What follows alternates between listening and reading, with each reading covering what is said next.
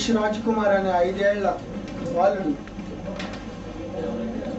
Kidnap ఉదంతో సంబంధించి అత్తాపూర్ వినోద్ని ఈరోజు మంగళహాట్ పోలీసులు గోషామహల్ పోలీసులు కలిపి అరెస్ట్ చేయడం జరిగింది.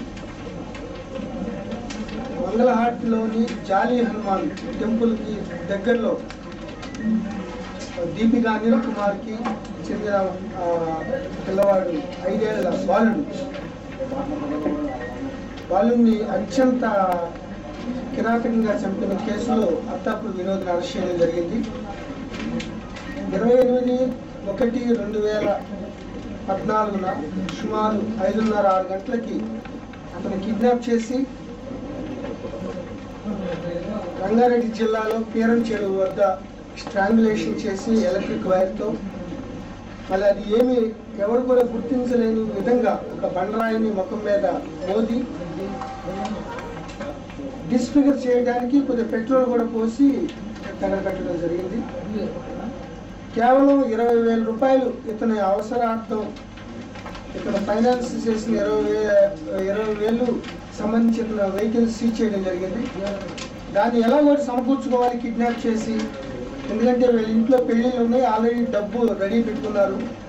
ఆ డబ్బుల్ని సీజ్ చేసి వాళ్ళు ఆ డబ్బుని ఎట్లా కొట్టి సేకరించి ఈ విధంగా కిడ్నాప్ కేసు చేసి ఆ డబ్బుల్ని కొంత కాజేయడానికి ప్రయత్నం చేసి ఆ నేపథ్యంలోనే ఇతన్ని చంపడం జరిగింది. సో మామూలుగా ఆ రోజు సింగిల్ హ్యాండెడ్గా ఇతను సుమారు 4-5 చోట్ల కళ్ళు బాటిల్స్ తాగి విచక్షణ కోల్పోయి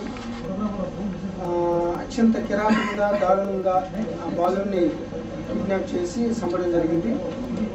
సో 20,000 కాకుండా పాత కక్షలు కూడా కొద్దిగా ఉన్నాయి. పిల్లవాడు అమ్మకి ఆ మేనమావలకి జయకుమార్ అనూప్ అనే వాళ్ళకి ఇతర బ్రదర్స్కి గతంలో కూడా 1-2 విషయాల్లో తగాదాలు ఉన్నాయి. ఈ తగాదాల నేపథ్యంలోనే ఇతను 20,000 రూపాయలు ప్లస్ పాత తగాదాలని దృష్టిలో పెట్టుకుని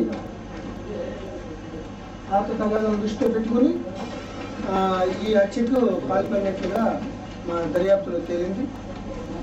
సో మామూలుగా ఇక్కడ కిడ్నాప్ కేసు కట్టడం, రంగారెడ్డి జిల్లాలో కురవాణ్ణి అత్యంత క్రూరంగా చంపిన విషయంలో అతన్ని మర్డర్ కేసు కట్టడం జరిగింది. సో స్టార్టింగ్ ఇక్కడ కాబట్టి ఆ మర్డర్ కేసు ఇక్కడికి ట్రాన్స్ఫర్ అయింది. సో 2 కేసుల్ని కూలంకషంగా దర్యాప్తు చేసి తన యొక్క మోటివ్ని